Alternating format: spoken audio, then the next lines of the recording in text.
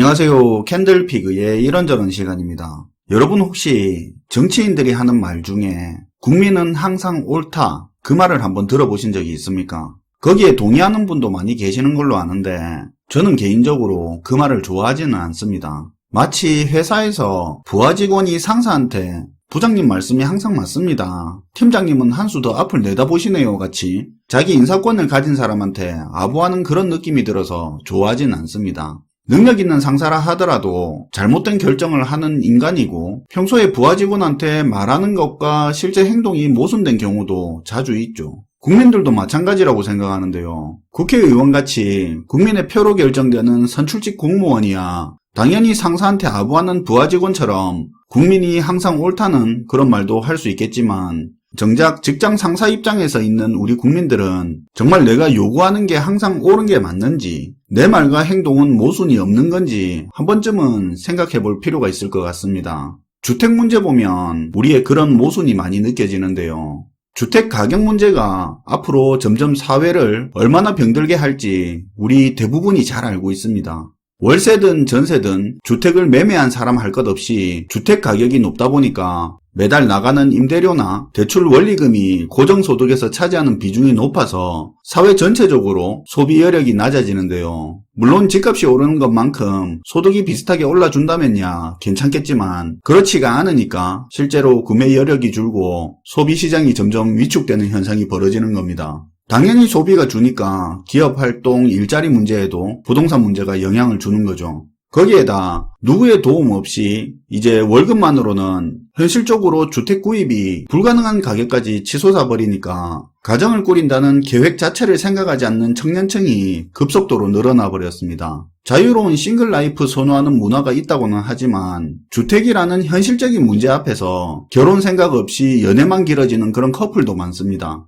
상식적으로 남녀가 만나서 2명의 자녀를 가져야 인구는 유지될 수 있는데 불과 5년 전에도 낮다고 걱정하던 1.17명이었던 합계 출산율이 지난해 0.84명이라는 충격적인 결과가 발표됐는데요. 더욱이 이 수치는 코로나 영향이 반영이 안 된 수치로 심각하게 보는 전문가들은 코로나 영향이 반영된 올해 내년쯤에 나올 출산율이 0.6명대로 될 것이라는 그런 전망까지 하고 있습니다. 흔히 미래에는 얼마 안 되는 젊은 인구가 대부분의 장년 노년 인구를 먹여 살려야 된다는 그런 피부에 다가오지 않는 이야기를 하는데 못 먹여 살리죠. 불가능한 이야기입니다.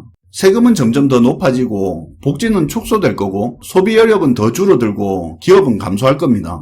괜찮은 일자리 감소와 소비력 감소 그런 현상에서 상황이 조금 나은 대도시로 사람들의 이주는 계속 증가할 건데요. 출산율 이주율이 극히 낮은 시, 군 단위 지방 소멸 단계에 접어든 지자체는 인구가 급격하게 줄어들어 세수가 고갈되고 지자체 유지 자체도 힘든 지경에 이르는 상황이 벌어질 겁니다. 지방 소멸 문제를 과거 영상에서도 많이 다뤘지만 이 문제가 가속화되면서 일본처럼 파산하는 지자체도 본격적으로 발생할 텐데요. 당연히 그 부담은 다른 지역에 있는 국민들의 세금으로 감당해야 할 부분입니다. 또 이런 상황을 막기 위해서 외국인 귀화를 유도하는 정책을 펼칠 수도 있는데요. 지금 어느 나라 국민들이 한국에 많이 자리 잡아가고 있나 생각을 해보면 그렇게 했을 때 미래의 그림이 보일 겁니다.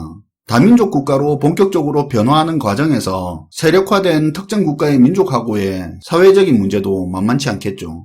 별개의 문제 같고 확대 해석처럼 느껴지는 분들도 있을 텐데 실제로 부동산 문제하고 이게 다 연결이 되는 내용입니다. 우리 전부 다 알고 있는 내용이고 그래서 주택가격 문제가 심각하다고 집값 문제 해결하라고 국민들이 정치권에 요구하고 있는데요. 그런데 우리의 모순된 행동은 그렇게 말을 하면서도 내 집값은 떨어지면 안 된다는 겁니다. 사회가 긍정적으로 변화하는 부분에는 적극 찬성하지만 그 과정에서 겪어야 할 문제는 나에게만큼은 피해가 있어서는 안 된다 그런 건데요. 남들 보는 앞에서는 부동산 문제가 심각하다 이야기하면서 뒤에서는 자기 아파트 실거래가 경신되는 거 챙겨보고 웃고 있죠. 집을 안 가진 사람들은 그렇지 않다고 생각할 수 있는데요. 맞는 말입니다. 그런데 이런 주택 가격 문제가 우리 사회의 경제적으로 문제고 해결해야 될 문제라는 생각을 했다면 입장이 바뀌더라도 그 생각이 변하지 않아야 되는데 그렇지가 않은 거죠. 전월세 살 때 부동산 가격 현실화를 그렇게 주구장창 이야기하던 사람들이 아파트 분양받거나 매매하고 나서 한순간에 어떻게 변하는지 정말 많이 봐왔습니다. 올라가는 집값 때문에 피눈물 흘리면서 연끌로 집 샀다는 사람들이 집을 산 순간 집값 오르는데 얼마나 집착하는지도 주변에서 흔히 보죠. 우리도 느끼지 못한 사이에 말과 행동이 다른 모순된 모습을 하고 있고, 그러다 보니까 정책도 본질에 벗어난 정책이 나오는 거죠. 정치권에서는 이런 모순된 국민들한테 응답을 해줍니다. 당신들이 속으로 원하는 집값은 안 떨어뜨리면서 주택 문제에 대한 아우성은 줄이겠다는 식으로요. 문제의 본질은 현실적인 가격으로 내 집을 갖고 안정된 주거를 하고 싶다인데, 안정된 주거정책이라면서 기존 집값 건드리지 않는 미봉책으로 30년 임대주택 같은 게 나오는 거죠. 원상복구 때문에 내 마음대로 빌트인 가전 하나, 인테리어 하나 못하는 곳에서 싸지도 않은 월세를 내면서 안정감을 느끼면서 30년을 산다는 게 입장을 바꿔보면 가능한 이야기일까요? 어쨌든 그렇게 30년을 산다고 치더라도 정년 퇴임하고 소득이 급격히 줄어든 상황에서 거주 29년째 됐다고 칩시다. 그때 그 사람은 무슨 생각을 하게 될까요?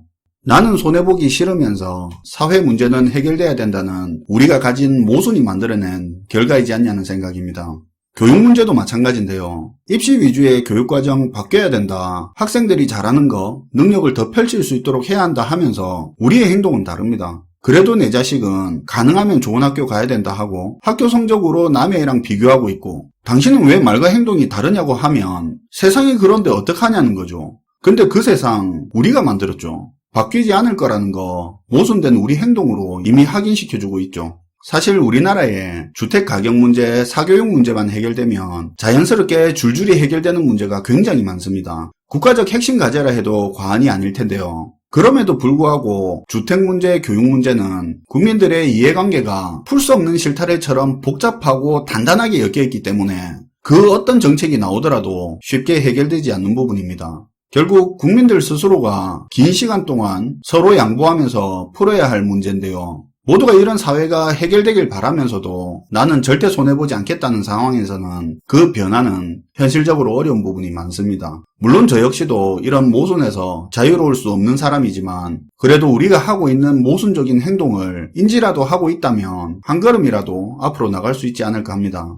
사실 이런 덩어리 큰 내용 말고도 우리가 말과 행동이 다른 모순적인 행동을 많이 하는데요. 주식이 버블이라고 투자에 매몰되면 안 된다 말은 하면서 실제로 자기의 행동은 버블이 끝이 어딘지도 모르면서 인버스에 몰빵하는 그런 투자에 매몰된 행동을 그대로 하고 있는 거. 그리고 뉴스에서 주말에 백화점에 사람 바글바글 거리는 거 보면서 저 사람들은 코로나에 무슨 정신으로 저러고 있냐고 말은 그렇게 하다가 다음날 자기는 또 사람 많이 모인 곳에 놀러 가는 게 전부 모순된 행동이죠.